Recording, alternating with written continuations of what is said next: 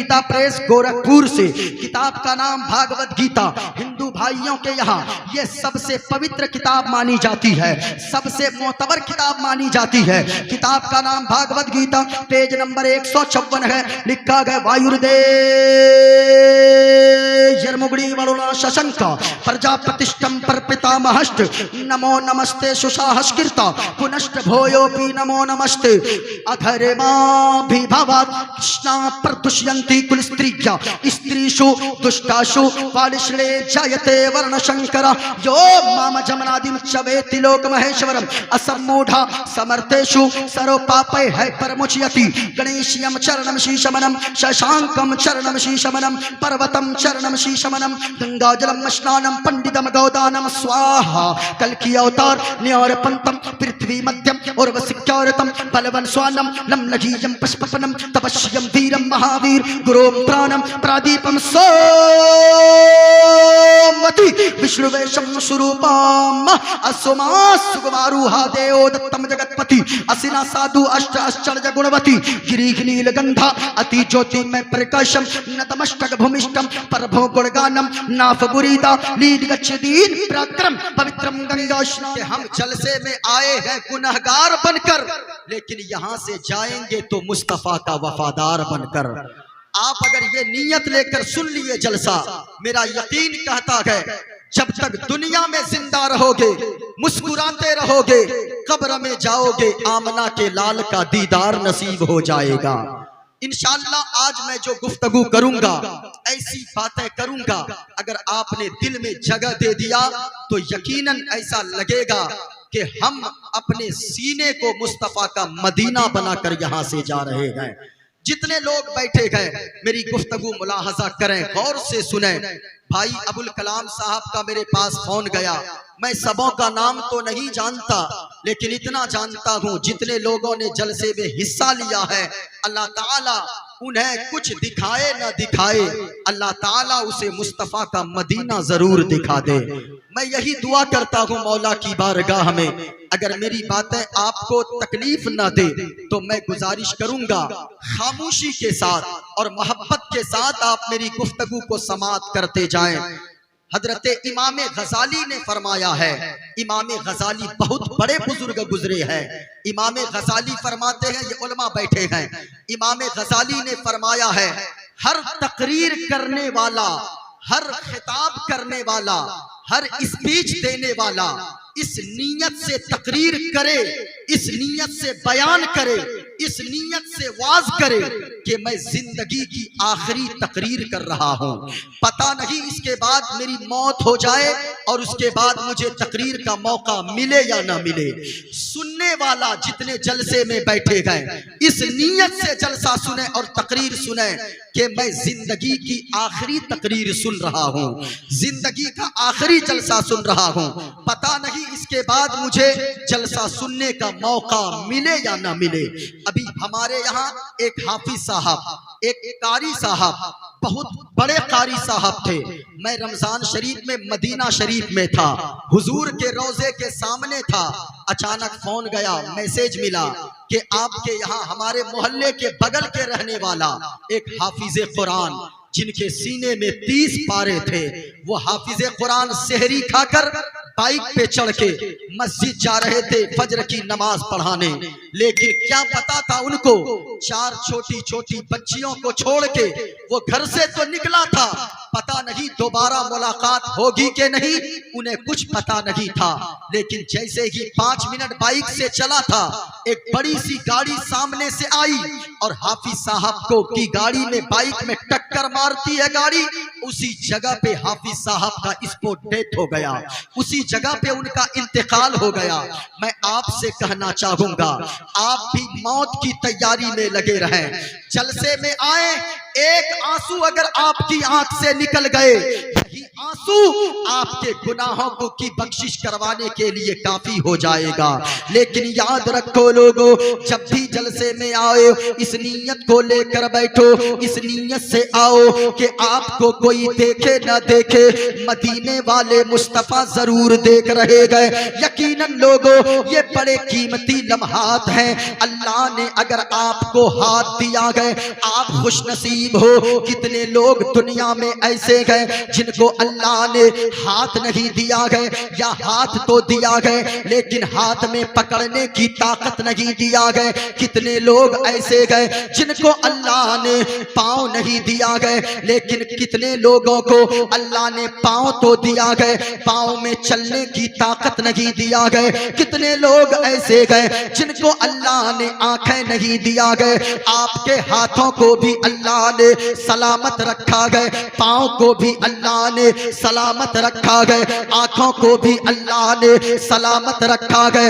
ओ लोगों, जब तक ये सांसें चल रही है, जब तक जिंदगी की लड़ी चल रही है, जब तक तुम जिंदा हो, अल्लाह का शुक्र अदा करते रहो, नमाजें पढ़ते रहो, रोजे रखते रहो और मुस्तफा का इश्क सीने में बसाते रहो। क्योंकि लोगों, इस दुनिया से कब चले जाओगे कोई ठिकाना नहीं है। और एक बात हमेशा याद रखिएगा, दुनिया में आने का एक सिस्टम है। बाप पहले आता है, बेटा बाद में आता है, माँ पहले आती है, बेटी बाद में आती है, दादा पहले आता है, पोता बाद में आता है। ये दुनिया में आने का एक सिस्टम है। ऐसा कभी नहीं हो सकता कि बाप दुनिया में आए ही नहीं, बेटा पहले आ जाए, ऐसा कभी नहीं हो सकता। ये दुनिया में आने का सिस्टम है, लेकिन दुनिया से जाने का कोई सिस्टम नहीं है। कभी कभी ऐसा होता है, 80 साल का बूढ़ा बाप वो अपने 40 साल के नौजवान बेटे के जनाजे को, उनकी मैयत को अपने कांधे पर उठाकर आंसू बहाता हुआ कब्रिस्तान लेकर जाता है। बूढ़ी माँ घर में जिंदा रहती है उनकी, ताकि आपका अगर इंतकाल हो जाए, अपने तो अपने, दूसरे भी खिड़की से पर्दा को हटा कर कहे ये कोई गद्दार का नहीं बल्कि मुस्तफा के वफादार का जनाजा जा रहा है। इस नीयत से बोलो, इस नीयत से जिंदगी गुजारो। क्योंकि लोगों, बंद हो जाए कब दिल की धड़कन, तो घड़ी का भरोसा नहीं है। बंद हो जाए कब दिल की धड़कन, तो घड़ी का भरोसा नहीं है। इसलिए आज ही अपने रब को मना लो, जिंदगी का भरोसा नहीं है। अगर ये सोचते हो मैं तो अभी जवान हूँ, अभी मेरी उम्र बहुत ज्यादा बाकी है, मेरा एज बहुत बाकी है, ये आपकी भूल है। कितने नौजवान हमारे बाद दुनिया में आए, वो हमसे पहले चले गए। कितने नौजवान आपके बाद दुनिया में आए होंगे, वो आपसे पहले चले गए। इसलिए लोगों, मौत की तैयारी करते रहो और आज ही अपने रब को मना लो, अल्लाह की बारगाह में तौबा कर लो, अपने गुनाहों से माफी मांग लो, अपने रब की बारगाह में आंसू को बहा दो। अगर कोई बंदा एक मर्तबा अपने आंखों से आंसू बहा देता है, अल्लाह की रहमत जोश में आती है। अल्लाह की रहमत उस बंदे को अपने दामन में ढांप लेती है। आंसू का कतरा जमीन पे गिरने से पहले अल्लाह ताला गुनाहों के गुनाहगार के गुनाहों को माफ फरमा देता है। अल्लाह ताला उन्हें जन्नत का परवाना अता फरमा देता है। इस वजह से आज ही अपने रब को मनाने की कोशिश करो। ये जिंदगी बड़ी मुख्तसर अल्लाह ने दिया है, आज ही अपने रब को मना लो, जिंदगी का भरोसा नहीं है। आज ही अपने रब को मना लो, जिंदगी का भरोसा नहीं है। आज ही अपने रब को मना लो, जिंदगी का भरोसा नहीं है। और नार दो जख से खुद को बचा लो, जिंदगी का भरोसा नहीं है, नार दोज़ख से खुद को बचा लो, जिंदगी का भरोसा नहीं है। इस जिंदगी का कोई भरोसा नहीं है। जब तक जियो गुनाहों से तौबा करते रहो, नेकियां करते रहो, नेकियां, क्योंकि लोगों जितनी मुसीबतें आती है वो बुराई करने की वजह से आती है। अगर घर में बरकत नहीं हो रही है तो देखो कि गुनाह क्या कर रहे हो, काम में बरकत नहीं हो रही है, देखो कि गुनाह क्या कर रहे हो। हमेशा याद रखना, जो बुराई करता है, जो गुनाह का काम करता है, याद रखना अल्लाह भी उससे नाराज होता है, रसूलुल्लाह भी उससे नाराज होते गए। इसलिए मैं नौजवानों से कहना चाहूंगा, बूढ़ों से कहना चाहूंगा, आप अगर दोस्ती करो, अच्छे लोगों से दोस्ती करो, नेक लोगों से दोस्ती करो, बुरों से अगर तुम दोस्ती करोगे तेरी दुनिया भी तबाह हो जाएगी, आखिरत भी बर्बाद हो जाएगी। अगर नेक लोगों से अगर दोस्ती करोगे तो याद रखना उनको देख देख कर नेकी करना आ जाएगा, और अगर बुरे लोगों से संगत करोगे तो तेरी जिंदगी तबाह हो जाएगी। मैं आज कहना चाहूंगा, आप क्या समझते हो कि आपकी उम्र बड़ी लंबी है? नहीं नहीं प्यारे, कब मौत आ जाए कोई ठिकाना नहीं है, कब दुनिया से जाना पड़े कोई ठिकाना नहीं है। बड़े बड़े लोग दुनिया से चले गए, बड़े बड़े दौलत वाले दुनिया से चले गए, बड़े बड़े पैसे वाले दुनिया से चले गए।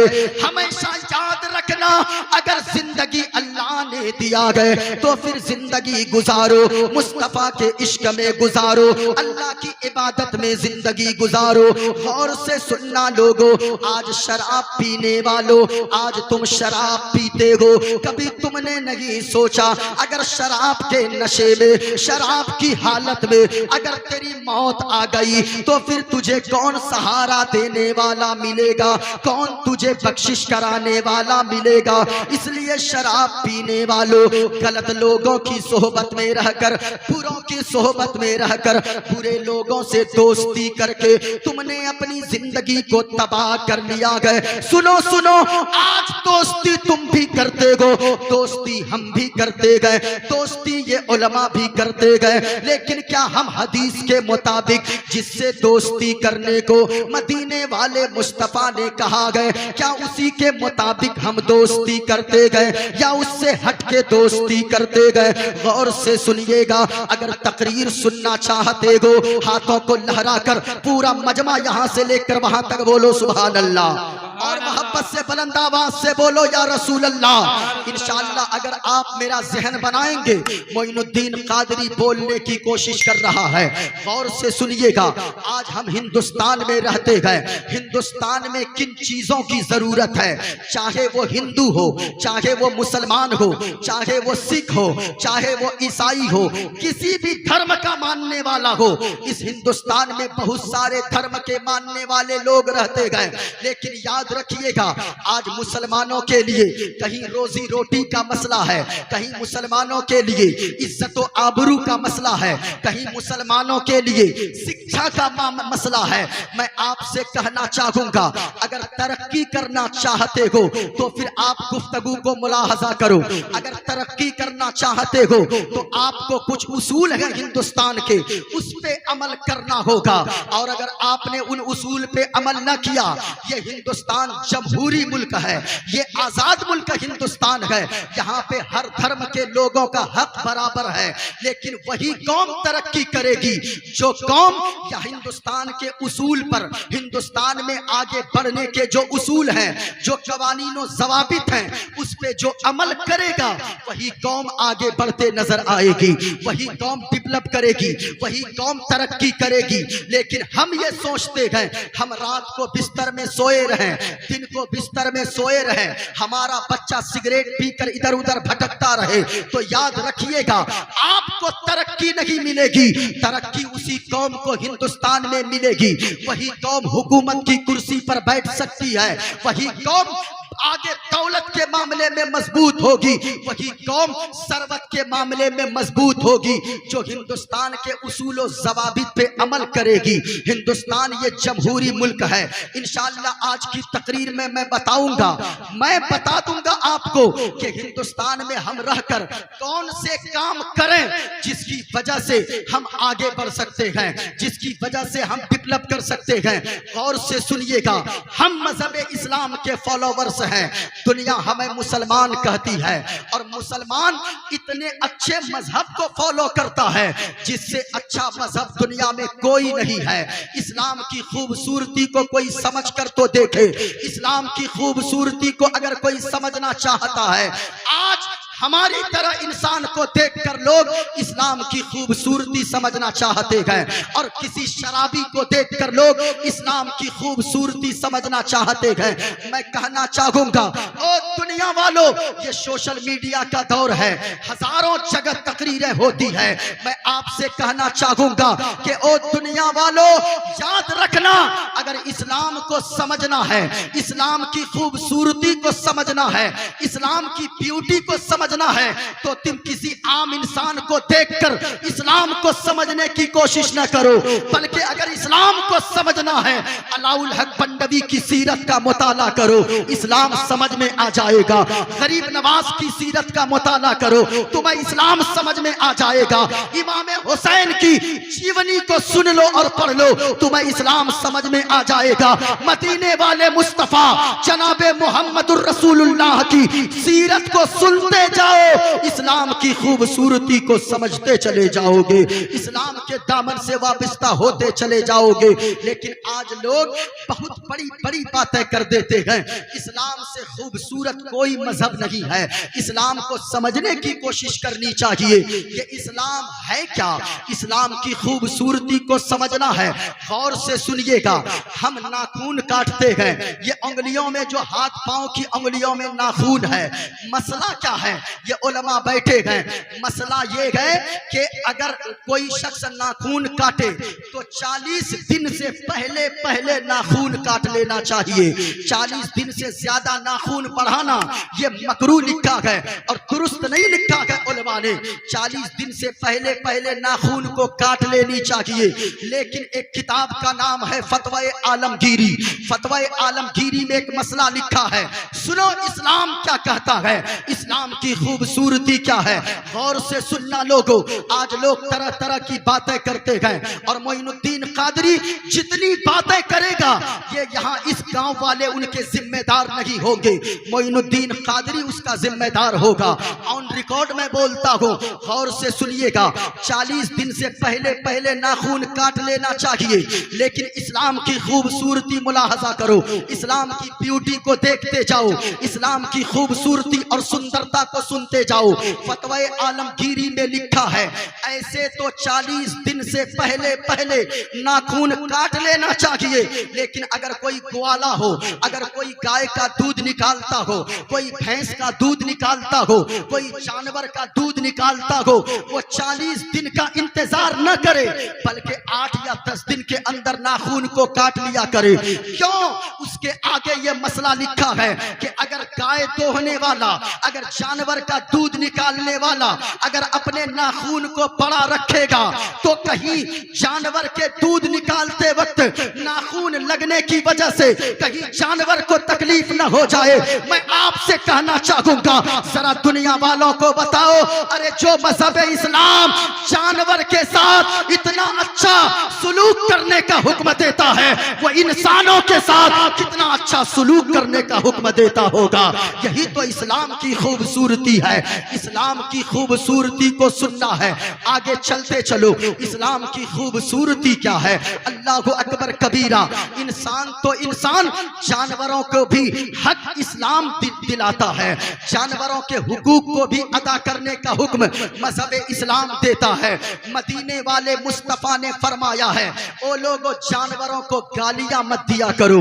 आज कि कोई अगर जानवर पालता है, वो जानवरों को भी माँ बहन की गालियां दे दिया करता है।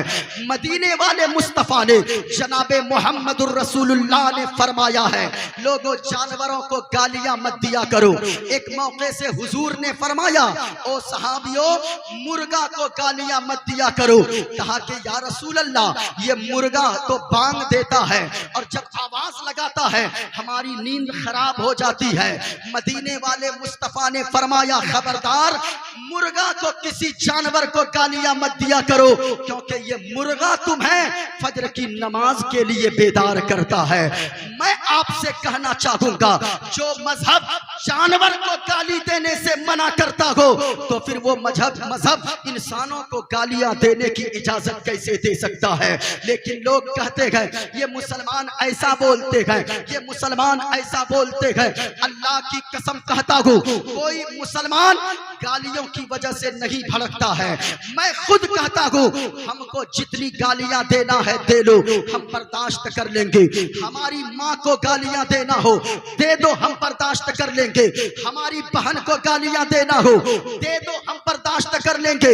लेकिन अल्लाह की कसम, अगर तूने मदीने वाले मुस्तफा की शान में गुस्ताखी की तो फिर याद रखना, ये खानदान क्या, ये अपनी जान को भी हम मुस्तफा के नाम पर कुर्बान करने को तैयार है, क्योंकि हम जीते गए मदीने वाले मुस्तफा के लिए, और मौत आएगी तो भी मदीने वाले मुस्तफा के नाम पर मौत आएगी। लेकिन लोग कहते हैं ये मुसलमान भड़काता है, ये मौलाना भड़काता है। नहीं प्यारे, मौलाना भड़काता नहीं है। मौलाना तो सिर्फ इतना कहता है, हमें मत छेड़ो, हमको जो कहना है कह लो, लेकिन हुजूर की शान में, मोहम्मदुर रसूलुल्लाह की शान में कुछ मत बोलो। हम तो हिंदुस्तान में मोहब्बत से रहते हैं, हम तो पैगाम मोहब्बत का आम करते हैं। अबुल कलाम भाई ने कहा कि यहाँ हिंदू मुस्लिम साथ रहते हैं। हम कहते हैं भाई, हम भी तो स्टेज से कहते हैं, चांद तारे गगन की जीनत है, फूल कांटे पवन की जीनत है। हिंदू मुस्लिम को इस वतन में साथ रहने दो, ये हमारे वतन की जीनत है, ये हमारे वतन की खूबसूरती है। सुनो इस्लाम की खूबसूरती क्या है, इस्लाम पैगाम क्या देता है। इस्लाम ने कहा जानवरों को भी गालियां मत दिया करो। तो जो मजहब जानवर को गाली देने से मना करे, वो इंसानों का सम्मान कितना सिखाता होगा, वो इंसानों की कितनी कद्र का पैगाम देता होगा। गौर से सुनो, आका करीम ने क्या फरमाया। इस्लाम की खूबसूरती को समझना चाहते हो, एक शख्स है बनी इसराइल में जिन्होंने 70 साल तक अल्लाह की इबादत किया है, 70 साल तक नमाजें पढ़ा है, 70 साल तक रोजे रखा है, 70 साल तक वो सजदा किया है।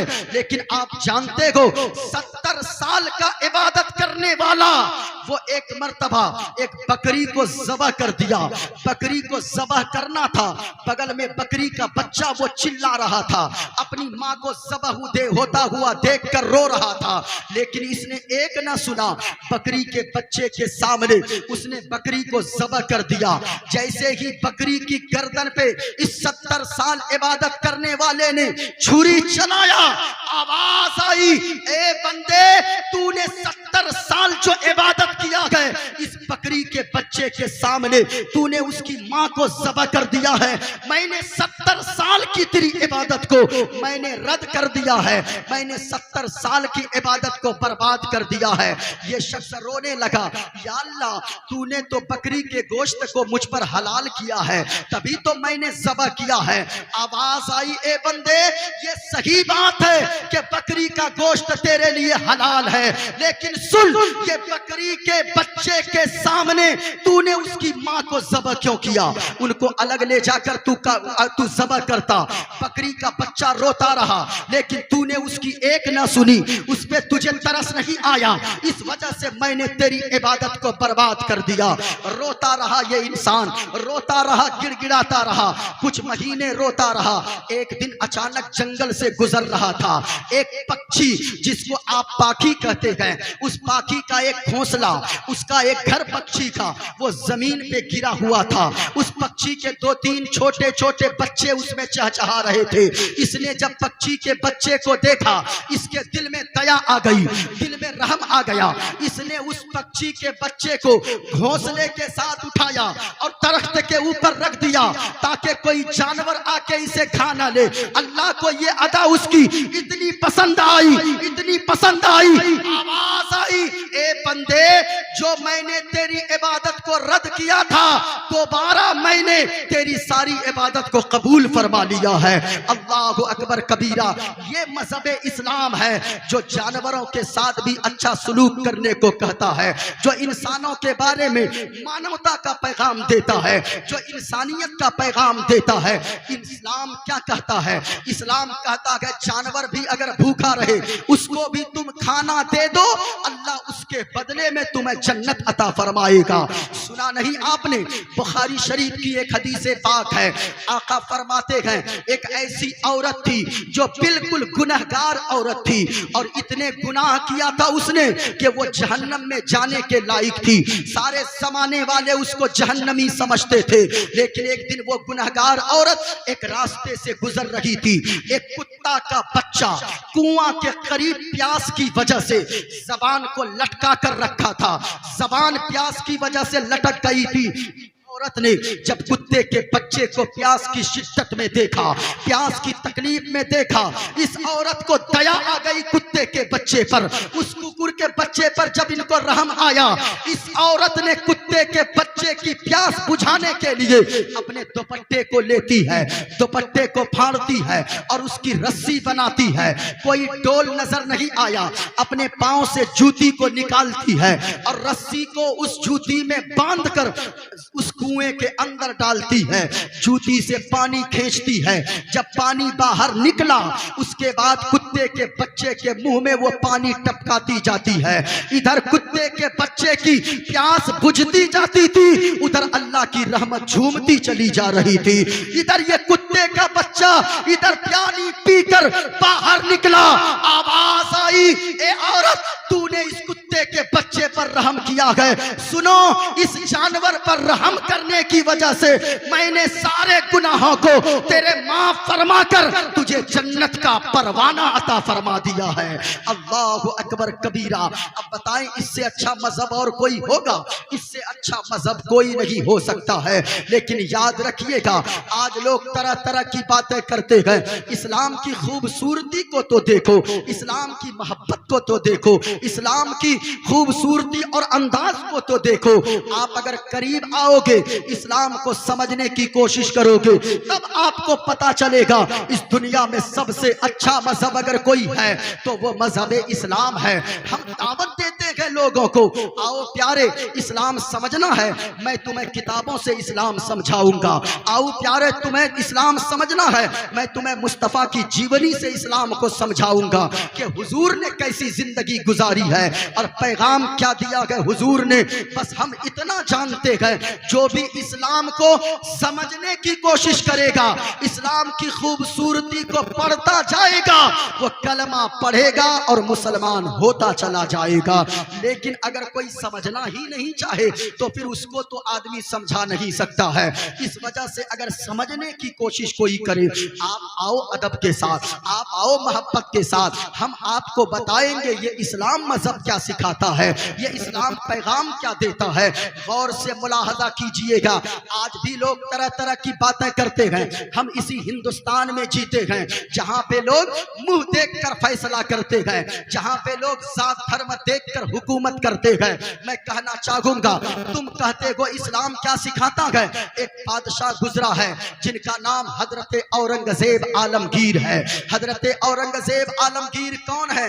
कुछ लोग उनके खिलाफ बोलते हैं।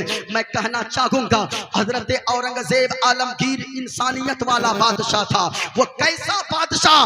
वो ऐसा बादशाह था जिनके सीने में 30 पारे कुरान मजीद के महफूज थे। वो हाफिज कुरान हजरत औरंगजेब आलमगीर है, जो दिल्ली के जामा मस्जिद के बाहर बैठकर अखंड भारत पर हुकूमत करता था दिन में, और रात में जब रमजान में आजान इशा की होती थी तो मस्जिद में जाकर, दिल्ली के जामा मस्जिद में तरावी में खड़े होकर लोगों को कुरान की तिलावत सुनाया करता था। वो हजरत औरंगजेब आलमगीर है। मेरी बातें अगर समझ में आ रही है, एक मर्तबा हाथों को लहरा कर बोलो या रसूल अल्लाह, और प्यार से बुलंद आवाज से बोलो या रसूल अल्लाह। मुस्तफा का इश्क सीने में लेकर बोलो मोहब्बत से सुभान अल्लाह। अगर आपने इस्लाम का नमक खाया है, कोई खामोश न रहे, बल्कि आप बोल कर सुनो और जज्बा बेदार करके सुनो। मोइनुद्दीन कादरी बोल रहा है और आपको कुछ बातें यहां से समझ के जाना है और यही पैगाम लेकर जाना है। हम जिएंगे मुस्तफा का आशिक बनकर, मरेंगे तो भी मुस्तफा का आशिक बनकर। क्योंकि लोगों, मुस्तफा का आशिक अगर कैद के अंदर भी रहता है तो फिर याद रखिएगा। और मैं तो कहना चाहूंगा, फख्र की बात है, कोई शराब पीकर मौत खाकर जेल जाता है, कोई मर्डर करके जेल जाता है, कोई गालियां देकर जेल जाता है, कोई गुस्ताखी करके जेल जाता है, कोई चोरी करके जेल जाता है, लेकिन नबी का आशिक अगर जेल जाता है तो मुस्तफा के इश्क में जेल जाता है। और अंदर भी होता है तो यही कहता है, आशिके मुस्तफा बन के देखो, सारी दुनिया में इज्जत मिलेगी।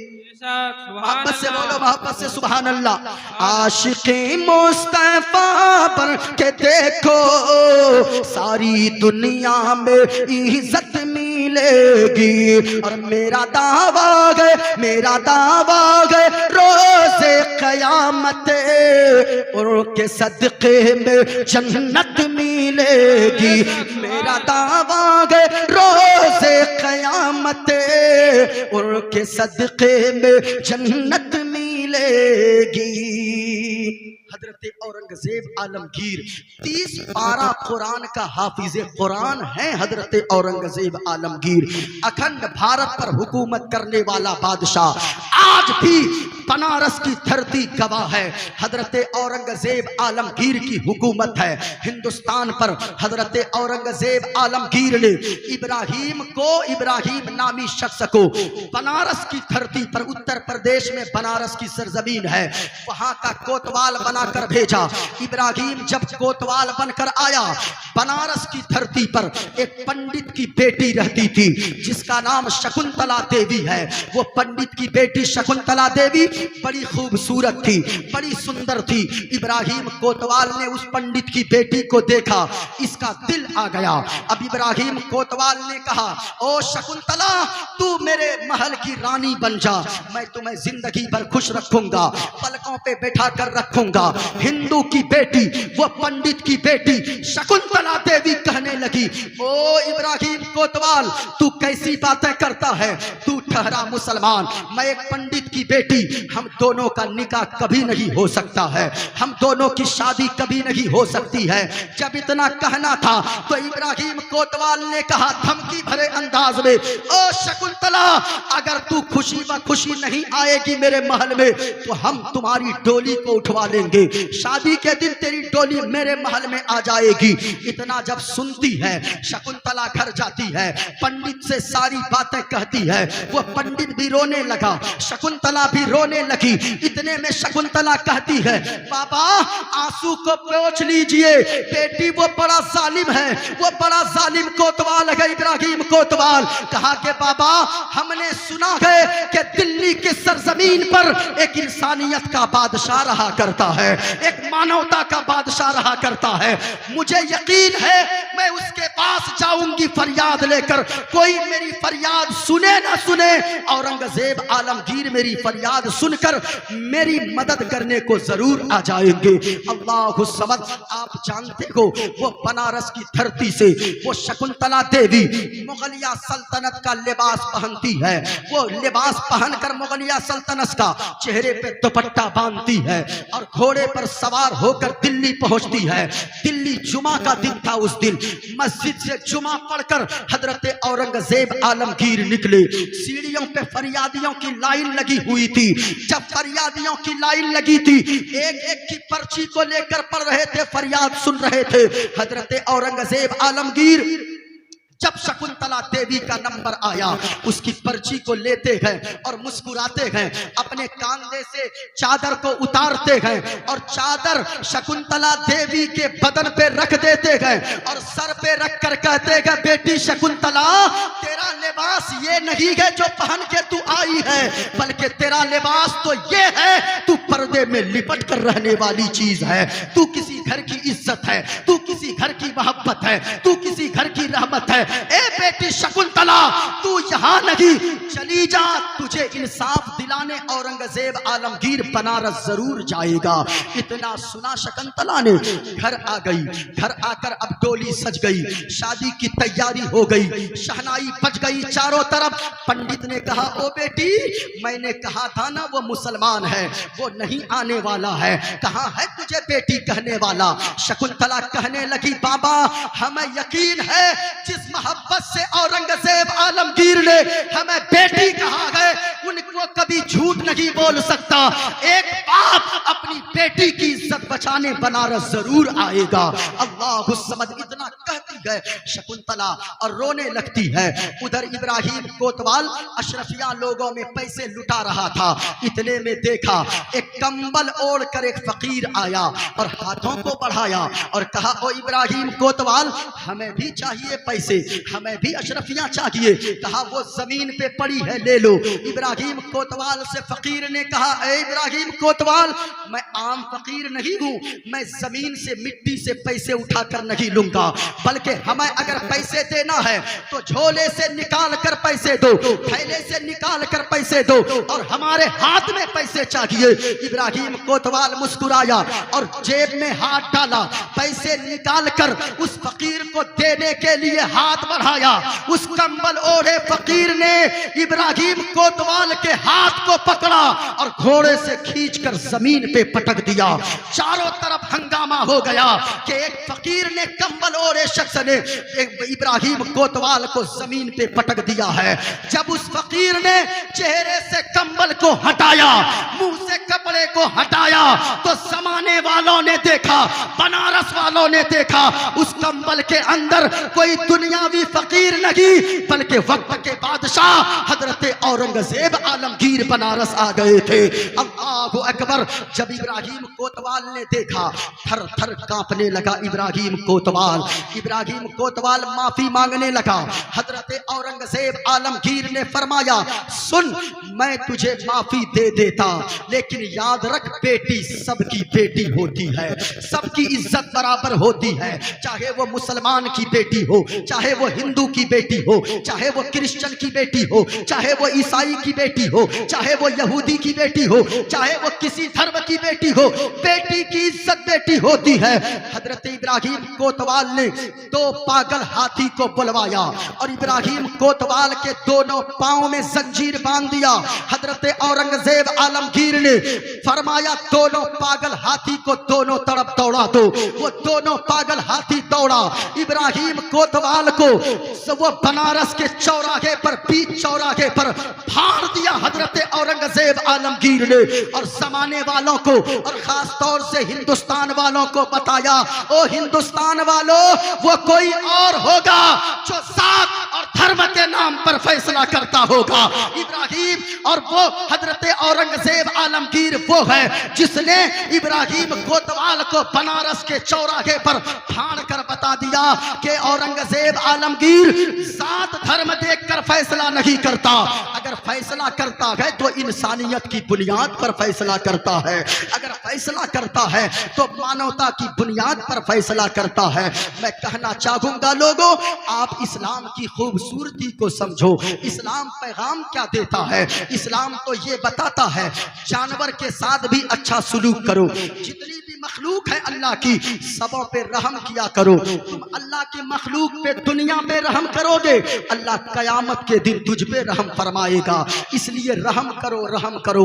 आज एक भाई भाई को नहीं देखना चाहता, एक बहन बहन को नहीं देखना चाहती, एक पड़ोसी पड़ोसी को नहीं देखना चाहता। सुनो, मदीने मदीने वाले मुस्तफ़ा का फरमान क्या है।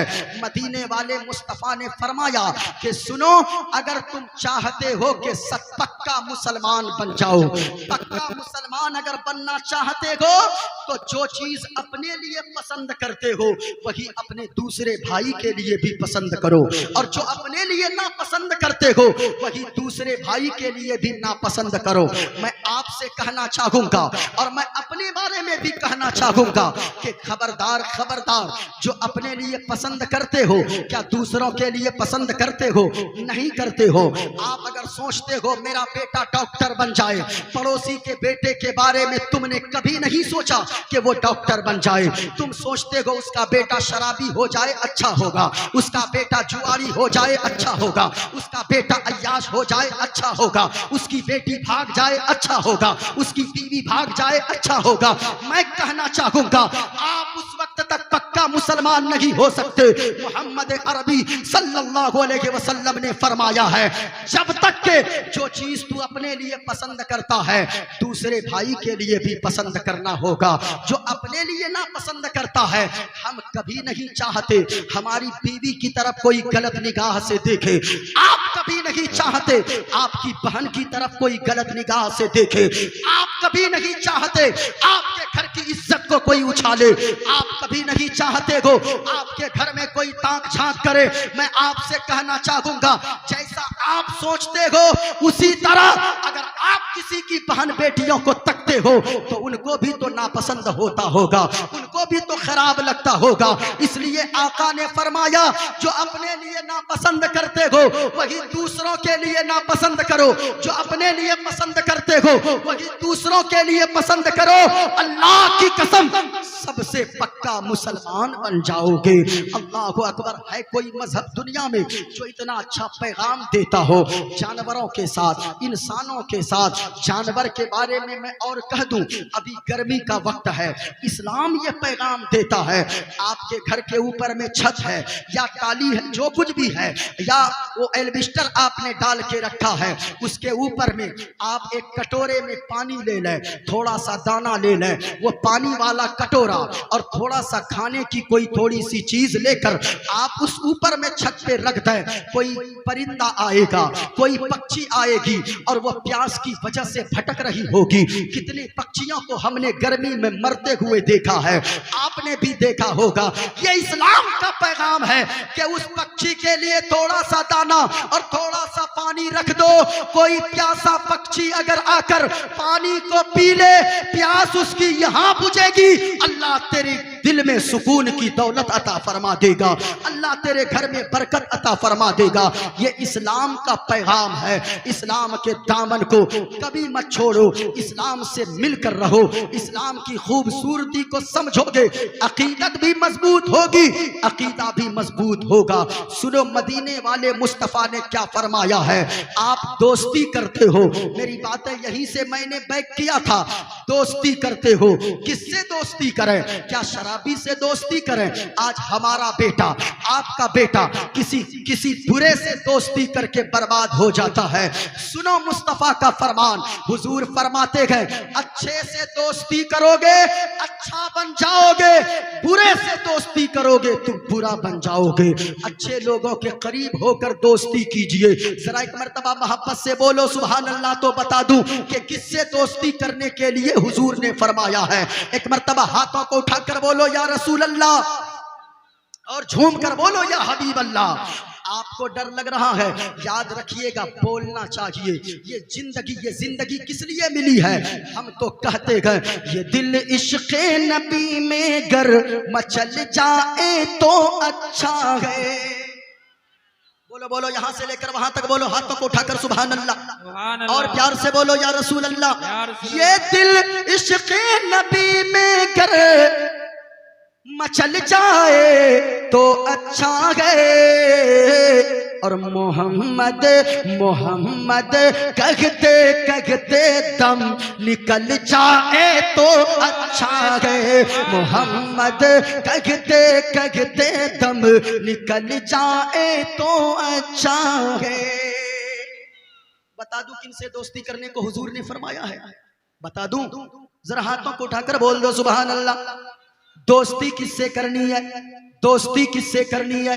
सुनो, आकाए करीम ने फरमाया, आकाए करीम की हदीस पाक है, नबी ने फरमाया है कि ओ लोगो, एक ऐसा शख्स था जिनके मरने का वक्त करीब आ गया, इंतकाल होने का वक्त करीब आ गया। आप भी दोस्ती करते हो, हम भी दोस्ती करते हैं, मौलाना साहब नकीब साहब भी दोस्ती करते गए, और शायर साहब भी दोस्ती करते गए, इमाम साहब भी दोस्ती करते हैं, डॉक्टर साहब भी दोस्ती करते हैं, मास्टर साहब भी दोस्ती करते हैं। लेकिन दोस्ती किससे करनी चाहिए? सुनो सुनो लोगो, मदीने वाले मुस्तफा का फरमान सुनो। मदीने वाले मुस्तफा ने फरमाया, ओ सहाबियों, एक बात बताओ, एक प्रश्न का उत्तर दो, एक सवाल का जवाब दो। या रसूल अल्लाह, फरमाए सवाल क्या है, प्रश्न क्या है? आकाए करीम ने फरमाया, ओ सहाबियों सुनो सुनो, एक ऐसा शख्स है जिनका इंतकाल होने वाला हो, जो मरने वाला हो, जिसकी मौत बहुत करीब हो, उनके 3 भाई हो। कितने भाई हो? जरा ऊंचा बोलकर बताओ, कितने भाई हो? ये उलमाए किराम है, ये तलबा इज़ाम है, अल्लाह सबों को सलामत रखे। ये तलबा आप देखें, आप इनको समझते हैं कि मदरसे में पढ़ने वाला, आप समझते हैं कि ये तो गरीब के बच्चे होंगे, लेकिन अल्लाह की कसम ये आपकी समझदारी है, ये मदरसे के बच्चे की इनका मर्तबा ये है, ये जब जमीन पे चलते हैं तो अल्लाह के फरिश्ते इनके कदम के नीचे अपने पैरों को बिछा दिया करते हैं। ये उलमा आप जिनको 5000 कमाने वाला समझते गए, इनकी फजीलत ये है, ये उलमा जब किसी रास्ते से गुजर जाएं, किसी जगह से गुजर जाएं, तो समंदर की मछलियां और सुराखों की चींटियां इन उलमा के लिए बख्शिश की दुआएं करने लगती है। इस वजह से ये उलमा और ऐसे वैसे लोगों का बच्चा हाफिज कुरान नहीं होता। याद रखिएगा, जिनकी माँ कनीज़े फातिमा होती है, जिनका बाप गुलामे रसूल होता है, उसी का बेटा हाफिज कुरान हुआ करता है, उसी का बेटा आलिम दीन हुआ करता है। हिकारत की निगाह से कभी मदरसे के बच्चों को मत देखा करो, बल्कि ये देखा करो, तू अगर 1000 का जूता पहनकर चलता है, ये मदरसे के बच्चे नंगे पांव भी चले तो फरिश्ते के पैरों पर पैर रखकर चला करते हैं, फरिश्ते के पर पे अपना पांव रखकर चला करते हैं। सुनो प्यारे, दोस्ती किससे करना चाहिए? सुनना चाहते हैं? गौर से सुनिएगा। आका करीम ने फरमाया, दोस्ती किससे करो? दोस्ती किससे करो? आका ने फरमाया, एक शख्स का इंतकाल होने वाला हो, उनकी मौत का वक्त बहुत करीब हो, वो मरने वाला है, उसके 3 भाई हो। उसने अपने सबसे पहले एक भाई को बुलाया और पहले भाई को बुलाकर कहा, गौर से सुनना वरना समझ में नहीं आएगी हदीस, गौर से सुनो। आका करीम ने फरमाया, मरने वाले शख्स के 3 भाई हो, उनमें से पहले को बुलाए और बुलाकर कहने लगे, ओ मेरा भाई, तू तो दुनिया में मुझसे बड़ा प्यार करता है, दुनिया में मुझसे बड़ी मोहब्बत करता है, दुनिया में मुझसे बड़ी उल्फत रखता है। ओ मेरा भाई, ये बताओ, जब मेरा इंतकाल हो जाएगा, डॉक्टरों ने मुझको लाइलाज कर दिया है, मैं मर जाऊंगा, तो ओ मेरा भाई ये बताओ, तू मेरे साथ क्या सुलूक करेगा?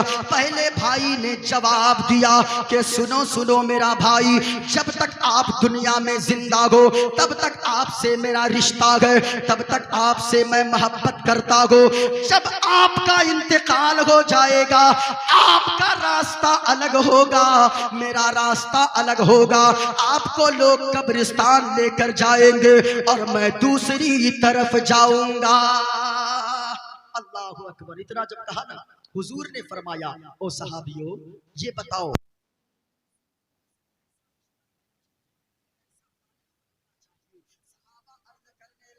यार जो ये कहता है जब तक जिंदा है, सांसें चल रही है, तब तक वो साथ है, जब इंतकाल हो जाएगा ये अलग जाएगा, वो दूसरी तरफ चला जाएगा। आका ने फरमाया, ओ सहाबियों इससे कैसा ताल्लुक रखना चाहिए? कहा, या रसूल अल्लाह, ऐसा कहने वाला भाई को जीते जी छोड़ देना चाहिए, बल्कि उनसे सारा रिश्ता तोड़ देना चाहिए। आका ने फरमाया, अभी नहीं खत्म हुआ, अभी दूसरे भाई को फिर बुलाया और बुलाकर कहने लगा, ओ मेरा भाई ये बताओ मेरा तो इंतकाल होने वाला है। पहले भाई ने ये जवाब दिया है, जब तक जिंदा हूँ वो मेरे साथ ताल्लुक रखा है, जब मैं मर जाऊंगा मुझको लोग कब्रिस्तान लेकर जाएंगे और वो अलग तरफ चला जाएगा, दूसरे रास्ते पे चला जाएगा। बताओ तुम मेरे साथ क्या सुलूक करोगे? अब दूसरे भाई ने कहा, ओ मेरा भाई आपसे मैं दुनिया में मोहब्बत करता हूँ, जब आपका इंतकाल हो जाएगा मैं आपको छोड़ के नहीं भागूंगा, बल्कि जब आपका इंतकाल होगा गुस्ल देते वक्त आपके साथ रहूंगा, कफन पहनाने के वक्त साथ रहूंगा, नमाज़े जनाजा में साथ रहूंगा। और जब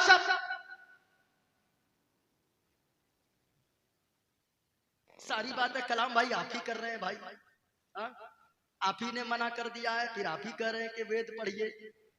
सारी बातें आप करेंगे तो फिर कैसे होगा? अच्छा आप लोग भी कर रहे हैं। नहीं, मुझको देखा, मुझको बांध दिया है ये कलाम भाई ने। जब से आया हूं मैं कहा हजरत ये नहीं बोलना है, हजरत वो नहीं बोलना है। मैंने कहा हो सकता है कमेटी वालों का हुक्म हो, चले कोई बात नहीं है, ये इनकी मोहब्बत थी। ये बड़ी मोहब्बत से रोजाना तकरीबन हर 1-2 दिन में मुझको फोन करते रहे। अल्लाह सलामत रखे सबों को। अगर सुनना चाहते हैं, अच्छा ये हदीस को मैं मुकम्मल कर दूं, उसके बाद मैं सुना देता हूँ। अरे सुनिएगा सुनिएगा, इसमें लिखा हुआ है कमेटी वाले वेद पढ़ने की दरखास्त कर रहे हैं। मैं तो उसी के लिए जाना ही जाता हूँ, पूरे हिंदुस्तान में इसी के लिए पहचाना ही जाता हूँ। अगर सुनना चाहते हो हाथों को लहरा कर बोलो या रसूल अल्लाह, और प्यार से बोलो या हबीब अल्लाह। अब जरा बताओ मरने वाले के कितने भाई थे? ऊंचा बोलो, जोर से बोलो। पहले भाई को बुलाकर पूछा, पहले ने कहा कि जब तक जिंदा है तब तक ताल्लुक है, जब आपका इंतकाल हो जाएगा आप अलग जाइएगा मैं अलग जाऊंगा। कहा कि सरकार ने इसके साथ कहा कि इससे तोड़ देना चाहिए रिश्ता। कहा कि दूसरे ने कहा जब आपका इंतकाल हो जाएगा कफन के वक्त, गुस्ल के वक्त, जनाजे के वक्त, मिट्टी देते वक्त भी साथ रहूंगा। जब सब घर आ जाएंगे सबसे आखिर में मैं घर आऊंगा।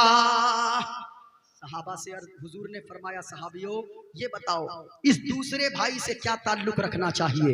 कहा सरकार से या रसूल अल्लाह कम से कम ये पहले भाई से तो अच्छा है, इससे रिश्ता जोड़ कर रखना चाहिए। आका ने फरमाया, ओ सहाबियों अभी ही बस नहीं हुआ, सुनो सुनो, बल्कि तीसरा भाई और आखिरी भाई को बुलाया और बुलाकर कहने लगा, ओ मेरा भाई पहले ने ऐसा जवाब दिया गए, दूसरे ने ऐसा जवाब दिया गए, ये बताओ तुम मेरे साथ क्या सुलूक करोगे जब मेरा इंतकाल हो जाएगा?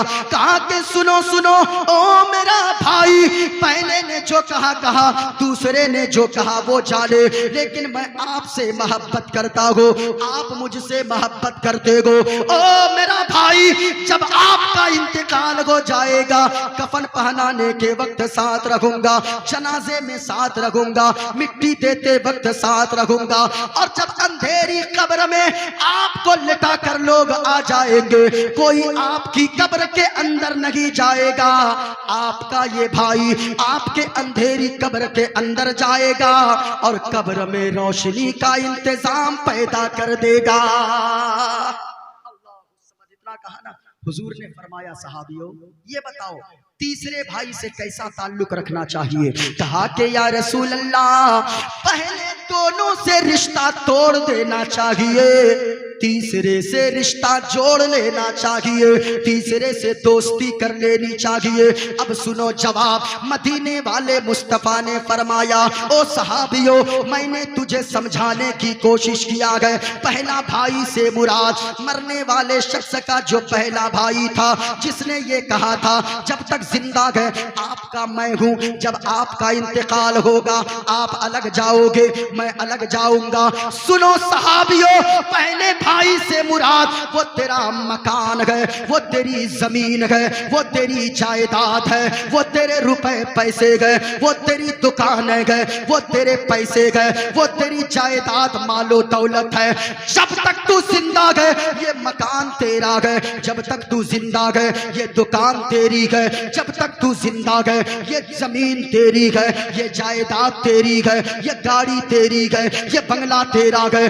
जब तक तू जिंदा है ये सारी सारी चीजें तेरी है, लेकिन जब तेरा इंतकाल हो जाएगा तू कब्रिस्तान खाली हाथ जाएगा, और ये तेरा मकान दूसरे का हो जाएगा, ये जमीन दूसरे की हो जाएगी, ये रुपए पैसे दूसरे के हो जाएंगे। और कहा साहबियों, दूसरे भाई से मुराद ये तेरे रिश्तेदार है, ये दोस्तों अहबाब हैं। जब तेरा इंतकाल हो जाएगा, जब तक ये जिंदा हो साथ है, जब तेरा इंतकाल होगा गुस्ल भी यही देंगे, जनाजा में रहेंगे, मिट्टी देते वक्त रहेंगे, लेकिन जब सब आ जाएंगे वो भी बड़ी तेजी से घर आ जाएगा, कब्र में तुझे अकेले रहना होगा। और तीसरे भाई से मुराद वो तेरी नमाज़ें गए, वो तेरे रोजे गए, वो तेरा जलसे में बैठकर सुभान अल्लाह कहना गए, वो नमाजें पढ़ना गए, वो गरीबों की मदद करना गए, वो तेरी नेकियां करना गए।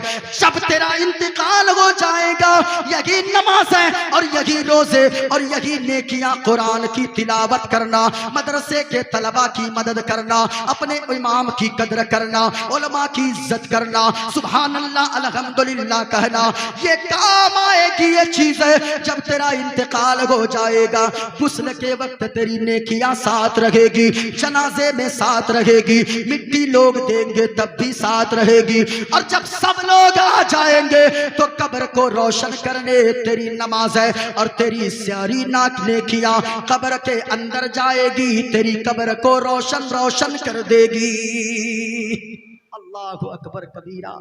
इसलिए लोगों दुनिया में आए हो, कब्र को रोशन बनाने की कोशिश करो, नेकियां करो, नेकियां।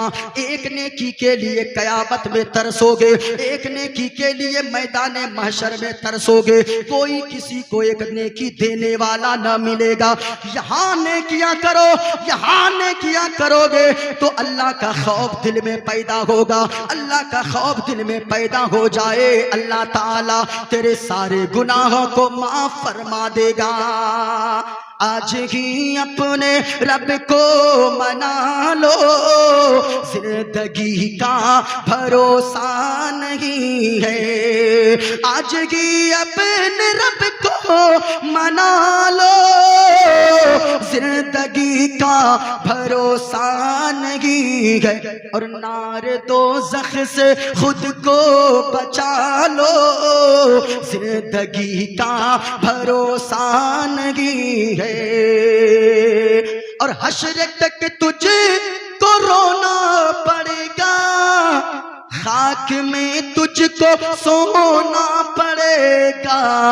आखिरत अपनी अच्छी बना लो, आखिरत अपनी अच्छी बना लो, जिंदगी का भरोसा नहीं है। आखिरत अपनी अच्छी बना लो, जिंदगी का भरोसा नहीं है। और एक शेर पढ़ दूं, इजाजत है? एक शेर पढ़ दूं, इजाजत है? माँ बाप के हवाले से एक शेर पढ़ दूं? जरा हाथों को लहरा कर बोलो या रसूल अल्लाह, और प्यार से बोलो या हबीब अल्लाह। एक शेर और मैं पढ़ देता हूं और गौर से सुनना लोगों। अपने माँ बाप की कर लो खिदमत, उनके सदके में जाओगे जन्नत। जिनके माँ बाप जिंदा है ना, अल्लाह के वास्ते माँ बाप की कद्र करो। माँ बाप अगर बूढ़े भी हो ना तो फिर तुम राजा हो, राजा शहजादा हो। और अगर माँ बाप तेरे दुनिया से चले गए तो याद रखना, लाखों की बिल्डिंग होगी, तुझे काटने वो बिल्डिंग दौड़ेगी। गाड़ी तेरे पास होगी लेकिन जिंदगी में सुकून नहीं होगा। माँ बाप की कदर करो। बड़े शर्म की बात होती है जब एक बेटा बाप से झुंझला के बात करता है, जब एक बेटी माँ से झुंझला के बात करती है। सुनो सुनो, माँ बाप की कदर कर लो, माँ बाप को राजी कर लो। अगर माँ बाप तेरे नाराज है तो जलसे में आना बेकार है। माँ बाप तेरे नाराज है तो याद रखना मस्जिद जाना भी बेकार है, मदरसा जाना बेकार है। माँ बाप की कदर कर लो, माँ बाप की इज्जत कर लो। माँ बाप को अगर तुमने राजी कर लिया, आज तेरी माँ अगर तुझसे कहती है तू कहाँ जा रहा है, तू उससे झुंझला के बात करता है, लेकिन याद रखना ये तेरी माँ जब तक जिंदा है तब तक तेरा ख्याल रखती है, तब तक तुझे टोकने वाली घर में मौजूद है। और अगर जिस दिन तेरी माँ दुनिया से चली गई, जिस दिन तेरा बाप दुनिया से चला गया, तो याद रखना ये सारी चीजें तुझे काटने को दौड़ेगी। अगर माँ बाप राजी हो गए तो मदीने वाले मुस्तफा राजी हो जाएंगे, और अगर हुजूर राजी हो गए तो समझ लेना परवरदिगारे आलम भी तुमसे राजी हो जाएगा। अपने माँ बाप की कर लो खिदमत, जाओगे उनके सदक़े में जन्नत। अपने माँ बाप की कर लो खिदमत, जाओगे उनके सदक़े में जन्नत। और ए नसीम अपनी किस्मत जगा लो, दोस्तों अपनी किस्मत जगा लो। जिंदगी का भरोसा नहीं है, दोस्तों अपनी किस्मत जगा लो। जिंदगी का भरोसा नहीं है। बुराई नहीं करनी है, गुनाह नहीं करना है, नमाज की पाबंदी करो, रोजे की पाबंदी करो, माँ बाप की कदर करो। जलसा सुनने का यही मतलब होता है। याद रखना लोगों, कुछ लोग शराब पीते हो, जिसो बंगाल में जिसे मौत मौत बोला जाता है। मौत खाने वालों और शराब पीने वालों, तू शराब पीता है, मौलाना अगर बयान करते गए तू कहता रे ये मौलाना की बातें है, ये मौलाना समझाता है, इनका काम समझाना है, अमल करना ना करना ये मेरा काम है। याद रखना अगर तू आज शराब पीता है, कोई अगर हमारा नौजवान मौत खाता है, तो याद रख लेना तू क्या समझता है, तू शराब पी लेगा तेरी जिंदगी में खुशहाली आ जाएगी। नहीं नहीं प्यारे, तेरी जिंदगी में खुशहाली नहीं आएगी, बल्कि मैं तो कहता हूँ मेरी बातों को सुनकर अगर शराब न छोड़े हो, एक पैगाम देकर जाना चाहूंगा। ओ शराब पीने वालों, ओ जुआ खेलने वालों, तुमने कभी गौर किया है, घर जाकर तकिया पे सर रख कर सोचना, और ये सोचना तू शराब पीता गए, अगर जवानी में तुझे कुछ हो जाए, तेरा फेफड़ा खराब हो जाए, तेरे गुर्दे खराब हो जाए, तो बता तेरे बच्चों का क्या होगा, तेरी बीवी का क्या होगा। तू तो बूढ़े माँ बाप का सहारा बनने वाला है। तूने ये शराब पीकर अपना फेफड़ा सड़ा लिया, अपनी जिंदगी को तबाह कर दिया। हमने कितने लोगों को देखा है जो शराब पीते पीते दुनिया से चला गया, उनके बच्चे जब तक वो जिंदा था उनका बच्चा राजा बनकर रहता था, शहजादा बनकर रहता था, लेकिन जैसे ही उसने शराब पीकर अपना फेफड़ा गला लिया, तो याद रखो जब वो मर गया, उनके बच्चे ईद के दिन दूसरों के दरवाजे पर खड़े रहते गए, दूसरों के मुंह तकते रहते गए। इसलिए साहिबो शराब मत पिया करो, शराब अगर पियोगे तो मर जाओगे। तेरी बीवी का क्या होगा, तेरे बूढ़े माँ बाप का क्या होगा। नमाज पढ़ो, नमाज नमाज की पाबंदी कर लोगे, नमाज पढ़ते जाओगे, अगरचे कम कमाओगे। आज लोग ताबीज लेने दौड़ते गए, लोग कहते गए दुआ कीजिए पीर साहब, दुआ कीजिए मुफ्ती साहब, दुआ कीजिए मौलाना साहब कि हमारे घर में बरकत नहीं होती है। मैं कहना चाहूंगा तू एक ताबीज नहीं 1000 ताबीज लटका दे, और अगर घर में नमाजी कोई रहता है तो अल्लाह की कसम घर में बरकत नहीं होगी। इसलिए ताबीज लटकाने से पहले शौहर भी नमाजी बन जाओ, बीवी भी नमाजी बन जाए, माँ भी नमाजी बन जाए, बेटी भी नमाजी बन जाए, सब नमाजी बन जाए, घर के लोग नमाज पढ़ते जाएंगे। अगरचे झोपड़ी में रहोगे, नमाज पढ़ते जाओगे, उसी झोपड़ी में अल्लाह सुकून की दौलत अता फरमा देगा। इस वजह से नमाज की पाबंदी करो। अगर आपने नमाज नहीं पढ़ी तो सारी चीजें आपकी बेकार है। 12 बज गए हैं, सिर्फ 5 मिनट बाकी है 12 बजने में। मेरा वक्त 10:30 से 11:30 बजे तक था, लेकिन मैंने 12 बजे तक तकरीर कर दिया है। और मैंने जो बातें की है आपसे सिर्फ इसलिए किया है ताकि आप यहाँ रहो तो भी मुस्तफ़ा का आशिक बनकर रहो। अगर नमाज नहीं पढ़ते हो, ये जलसे में आपका आना बेकार है। नमाज की पाबंदी करो। सबसे अफजल इबादत अगर कोई है तो वो नमाज है। नमाज पढ़ो, रोज़ा रखो, हज करो अगर अल्लाह ने साहिब इस्तिताअत बनाया है, अगर अल्लाह ने दौलत दिया है, ताकत दिया है, खुशहाल बनाया है, हज करो, नमाज की पाबंदी करो, रोज़े रखो, कुरान की तिलावत करते रहो। जो भी मुसीबतें आती है वो तेरे करतूत की वजह से आती है। कभी देखो तो कितने लोग दुनिया में आए चले गए, कोई याद नहीं करता। मखदूम अलाउल हक पंडवी का रोजा आपके बगल में है, पीराने पीर जिसे कहते हैं उनका रोजा आपके बगल में है। आप गरीब नवाज के रोजे को देखते हो, क्यों उनका नाम अभी तक जिंदा है? कभी सोचने की कोशिश किया है? जो अपने लिए जीता है वो मरता है तो मिटा दिया जाता है, जो अल्लाह के लिए जीता है और जो रसूलुल्लाह के लिए जीता है वो मरता है तो मिटाया नहीं जाता है। कयामत तक लोगों के सीनों में उनका नाम को बाकी रख दिया जाता है, लोगों के सीने में उनके नाम को जिंदा रख दिया जाता है। किसी मज़ार पे जाओ तो उनके मज़ार पे जाकर देखा करो, या अल्लाह ये भी तो तेरा बंदा है, मैं भी तेरा बंदा हूँ। इनके गए हुए 800 साल गुजर गए मेरे मौला, इनका नाम अभी तक लोगों के दिलों में जिंदा है। आपका बाप दुनिया से गया 20 साल नहीं हुआ, कोई याद नहीं करता। 30 साल नहीं हुआ, कोई याद नहीं करता। अब भाई गाड़ी चलाते हैं तो गाड़ी चलाने में कोई रूल होता है ना, कि जहां गाड़ी चलते चल के ब्रेक मारो, खड़ाक से ब्रेक मारिएगा, एक्सीडेंट हो जाएगा। कहीं क्लच लेने का है वही ना लीजिएगा। अच्छा, आपने मुझे जब पहले ही कह दिए तो हमने उसी तरह का टॉपिक ही चुन लिया है, तो अब इस टॉपिक से निकलने दीजिए, एक 2 पीस सुना देंगे। हाँ, हयात बाकी रहेगी तो फिर कभी सुनाएंगे। जरा एक मर्तबा मोहब्बत से बोलो सुभान अल्लाह। अगर सुनना चाहते हैं हाथों को उठाकर बोले सुभान अल्लाह। अगर कोई एक बार सुभान अल्लाह बोलता है, अल्लाह कितनी नेकियां देता है? अरे झूम कर बोलो ना भाई, जरा ऊंचा बोले, कितनी नेकियां। खुद भी सुने, दूसरों को भी जाकर बताएं। एक बार सुभान अल्लाह कहोगे, अल्लाह तुझे 90 नेकियां अता फरमाएगा। इसलिए ये बड़ा सस्ता सौदा है, वो तो निहायत सस्ता सौदा। बेच रहे हैं जन्नत का, हम मुफलिस क्या मोल चुकाएं, अपना हाथ ही खाली है।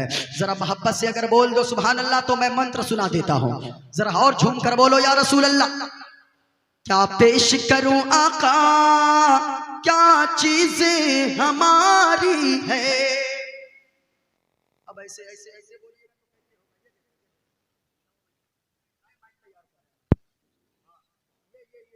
अगर आप बोले एक मर्तबा वापस से बोलो सुभान अल्लाह तो मैं सुना देता हूँ। क्या पेश करूं आका, क्या चीजें हमारी है, क्या पेश करूं आका, क्या चीज हमारी है। ये दिल भी तुम्हारा है और ये जान भी तुम्हारी है। ये दिल भी तुम्हारा है, ये जान भी तुम्हारी है। मैं एक सुना देता हूँ, ये देखा मेरे हाथ में किताब है, किताब का नाम है भागवत गीता। किताब का एक मंत्र मैं सुनाता हूँ, ये देखो। और मैं जो भी मंत्र पढ़ता हूँ हवाला के साथ पढ़ता हूँ, और किसी को डरने की कोई जरूरत नहीं है। वो डरे वो जो बगैर हवाला के बोलता है, जो बगैर दलील के बोलता है, जो बगैर प्रूफ के बोलता है। प्रूफ मेरे हाथ पे मौजूद है, जब भी जो देखना चाहे वो देख सकता है। अगर किसी को संस्कृत आती हो, देखो किताब का नाम है श्रीमद् भागवत गीता, पेज नंबर 154 है। और यह किताब छपी है गीता प्रेस गोरखपुर से। किताब का नाम भागवत गीता। हिंदू भाइयों के यहाँ यह सबसे पवित्र किताब मानी जाती है, सबसे मोतबर किताब मानी जाती है। किताब का नाम भागवत गीता, पेज नंबर 154 है। लिखा गया वायुर्दे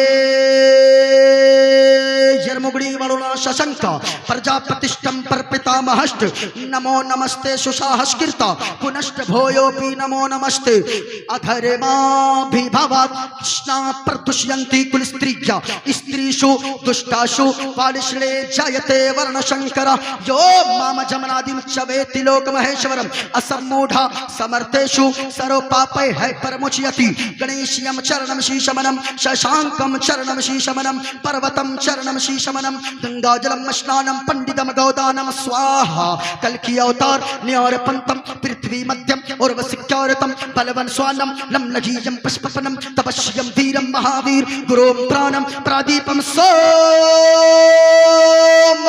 विष्णुवेशं स्वरूपम असोमा सुकुमारूहा देव दत्तम जगत्पति असिना साधु अष्ट आश्चर्य गुणवती गिरीख नीलगंधा अति ज्योति में प्रकाशम नतमस्तक भूमिष्ठम परभो गुणगानम नाफ गुरीता लीड गच्छदीन प्रक्रम पवित्रम गंगा स्नानम अति पवित्रम पवित्रम पवित्रम। और एक पंडित है लोगो नाम है पंडित सोमनाथ वर्मा। वो पंडित जब चलता गए एक हाथ में त्रिशूल रखता गए एक हाथ में छोटा सा लोटा रखता गए। जब वो पंडित चलता गए कुछ और बोलता गए लेकिन जब मुस्तफा की बात आती गए तो फिर मुस्तफा मुस्तफा बोलता है। और वो पंडित कहता गए लोगो शरणय गुरु निमगा सुखे सागर अत्याचार मगा शुभ सागर चरणन है गुरु नाम उजागर कृपा करो गए शुभ नाम सुख सागर गुरु हर कृपा मनोगर पावे अत्याचार मगा सुख पावे। और जय गुरु नाम नाम कर जय बे बिना मुगम मध्य पार न होए बे।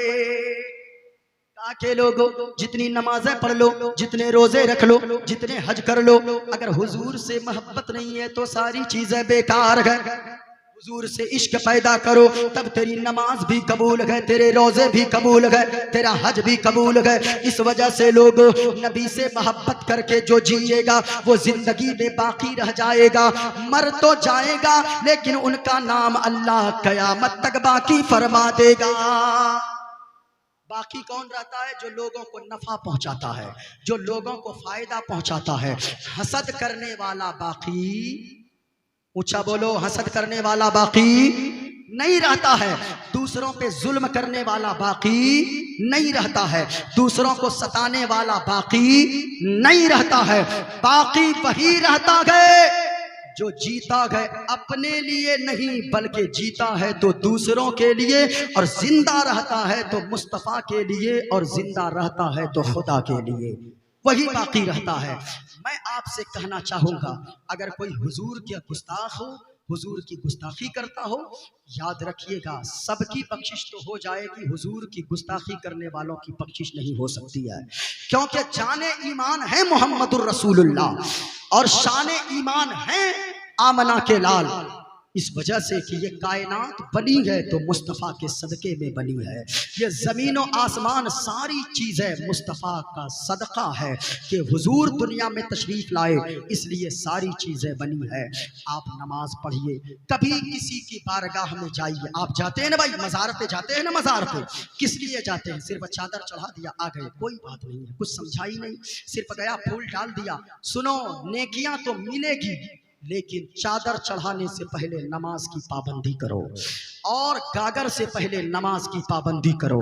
मजार पे जाते हो तो सोचो तेरे बाप के मरने का 10 साल नहीं हुआ, तेरे बाप का नाम कोई नहीं लेता, लेकिन गौसे आजम के दुनिया से गए हुए 900 साल गुजर गए, आज भी गौसे आजम का नाम लोगों के दिलों में जिंदा है। कभी सोचा है?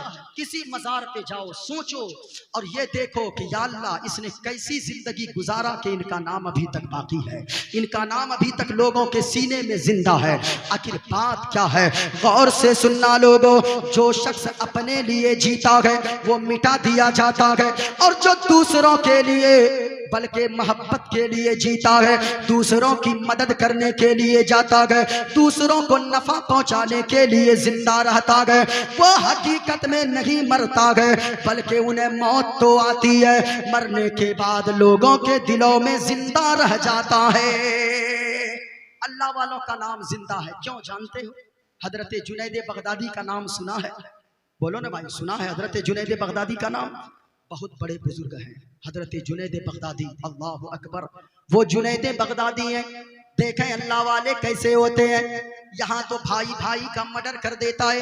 अभी एक नालायक कटिहार में एक बेटा, कुछ दिनों पहले आपके बगल में कटिहार का एक बेटा, उसने एक कट्ठा और 1-2 डिसमिल जमीन के चक्कर में अपने सगे बाप की गर्दन पे छुरी करके उनका मर्डर कर दिया। अल्लाह अकबर। मैं कहना चाहूंगा हमारे पंचायत का एक मुखिया जो अभी प्रधान है, प्रधान, उसका एक बेटा यानी दूसरे बेटे को, एक छोटा बेटा बड़े बेटे का मर्डर कर दिया, सिर्फ इस वजह से कि ये भी कहीं मेरे बाप की जायदाद में हिस्सादार ना बन जाए। ओ लोगों, ये दुनिया वाले बड़े बेवफा हुआ करते गए। सिर्फ तेरे मरने की देरी है, जिस दिन तुझे मौत आ जाएगी कोई काम नहीं आने वाला। तेरे छोटे छोटे बच्चे रोएंगे और तेरा भाई आएगा गले से लगा कर कहेगा आज से ये मेरा बेटा है। लेकिन ये मोहब्बत उसी वक्त तक रहेगी जब तक चहारम और 40वां ना हो जाए।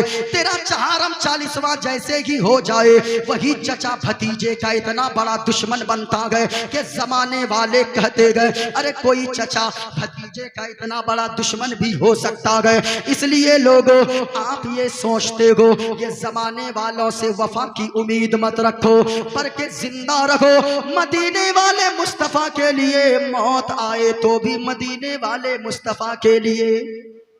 कैसे थे जुनैद बगदादी? सुनो, अल्लाह वालों का नाम क्यों जिंदा रहता है। जो जुल्म करेगा, जो दूसरों को सताएगा, जो दूसरों पे अत्याचार करेगा, जो दूसरों को तकलीफ देगा, वो मरने के बाद मिटा दिया जाएगा। और जो दूसरों को फायदा पहुंचाएगा, उनका नाम लोगों के दिलों में कयामत तक अल्लाह जिंदा फरमा देगा। कैसे? सुनो, हजरत जुनैद बगदादी हैं, अल्लाह वाले का नाम ऐसे ही बाकी नहीं रहता। अलाउल पंडवी के दुनिया से गए हुए जाहिरी तौर पर कई 100 साल हो गए। मखदूम सिमना के गए हुए दुनिया से कई 100 साल हो गए। गरीब नवाज के दुनिया से गए हुए 800 साल हो गए। गौसे आजम के दुनिया से गए हुए कई 100 साल गुजर गए। आज भी उनका नाम लोग लेते गए, लोगों के दिलों में उनकी मोहब्बत बाकी है। क्यों बाकी है? कभी सोचा है आपने? सुनो, हजरत जुनैद बगदादी है, एक मर्तबा एक नदी के किनारे से बगल से गुजर रहे गए, चले जा रहे गए, चले जा रहे गए। उनके साथ कुछ गुलाम भी मौजूद है, उनके मुरीदीन मौजूद है, उनके चाहने वाले मौजूद है। जरा गौर से सुनना, जुनैद बगदादी ने अचानक देखा एक बिच्छू है, बिच्छू जो नदी के पानी में डूब रहा है। अल्लाह अल्लाह। जब जुनैद बगदादी ने देखा ना, अपना हाथ डाला, बिच्छू को उठाया, सोचा बिच्छू की जान बचा देते हैं वरना ये मर जाएगा। बिच्छू समझ रहे हो ना, वो बिच्छू मर जाएगा। इन्होंने सोचा, हाथ डाला, जैसे ही हथेली पे बिच्छू को लिया, उस बिच्छू ने इतनी जोर से डंक मारा, हजरत जुनैद बगदादी ने दर्द की वजह से हाथ अपना छिड़का, बिच्छू दोबारा पानी में चला गया, फिर डूबने लगा। फिर जुनैद बगदादी को बिच्छू पर रहम आ गया और सोचने लगे कि ये बिच्छू फिर मर जाए ना कहीं। फिर दोबारा हाथ डाला, सोचा इसे बचा देते गए। जैसे ही बाहर निकालना चाहा, अपने हाथ की हथेली पे लिया, दोबारा बिच्छू ने डंक मार दिया, फिर हाथ को झिड़क दिया, दोबारा बिच्छू पानी में चला गया।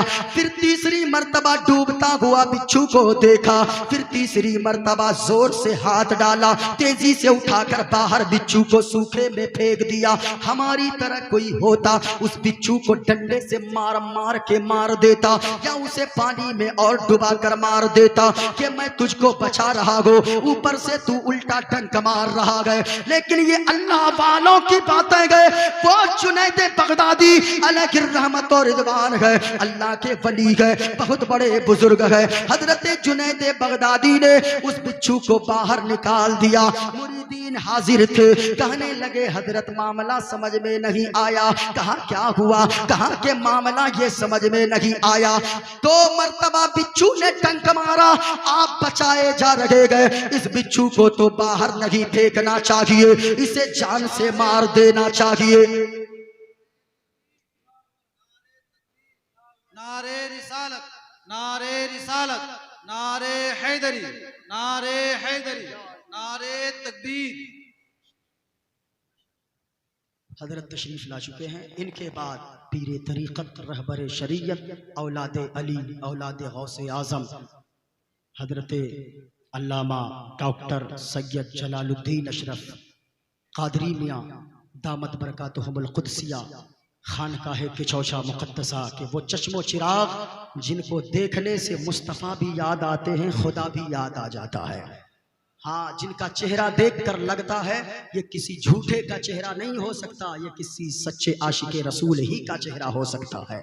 जिनके चेहरे को आप देखेंगे ऐसा लगेगा कि मुस्तफ़ा का बेटा जब इतना खूबसूरत है तो मदीने वाले मुस्तफ़ा खूबसूरत कितने होंगे। अल्लाहु अकबर। आप उन्हें देखेंगे, यकीनन उनको देखकर लगेगा जब इनकी हिम्मत का आलम ये है, इनके रोब और दबदबे का आलम ये है, करबला वाले हुसैन के दबदबे का आलम क्या होगा, करबला वाले हुसैन के चेहरे का आलम क्या होगा। जब नवासा इतना अच्छा है तो फिर नाना कितना अच्छा होगा। इस वजह से हजरत के बाद हुजूर कादरी मियाँ दामद बरकातुहुमुल कुद्सिया पीरे तरीक़त तशरीफ लाने वाले हैं, औलाद रसूल है। उनकी शान में बेअदबी ज़रा सी भी ना होनी चाहिए, क्योंकि वो अली के बेटे हैं, वो मुस्तफ़ा के नवासे हैं। यकीनन उनकी आप कद्र करेंगे, अल्लाह आपको दीनों दुनिया की दौलत से सरफराज फरमाएगा। सुनो अल्लाह वाले कैसे होते हैं। अल्लाह वालों का नाम ऐसे ही बाकी नहीं रहता। मुरीदों ने कहा हजरत ये बताएं, इस बिच्छू ने तो बार बार डंक मारा, फिर आप बचा दिए। फरमाया सुनो सुनो, बिच्छू की आदत है, बिच्छू का काम है डंक मारना, और मेरा काम है मखलूक खुदा की मदद करना, अल्लाह की मखलूक की मदद करना। जब बिच्छू अपनी आदत को नहीं छोड़ सकता है तो मैं अपनी आदत को क्यों छोड़ सकता हूँ, मैं अपनी आदत से क्यों बाज आ सकता हूँ। जब वो अपने काम को नहीं छोड़ सकता, मैं अपने काम को क्यों नहीं छोड़ सकता। सुनो प्यारे, अल्लाह ने कुरान में फरमाया है फ़अम्मज़्ज़बदु फ़यज़हबु जुफ़ाआ, जो झाग बनकर रहते गए वो उड़ जाया करते गए। वअम्मा मा यनफ़उन्नास फ़यमकुसु फ़िल अर्द, और जो लोगों को फायदा पहुंचाने वाले होते गए वो मर जाते गए, फिर भी जमीन पे वो बाकी रहा करते हैं। जमीन पे बाकी रहना है, मखलूक खुदा की मदद करो।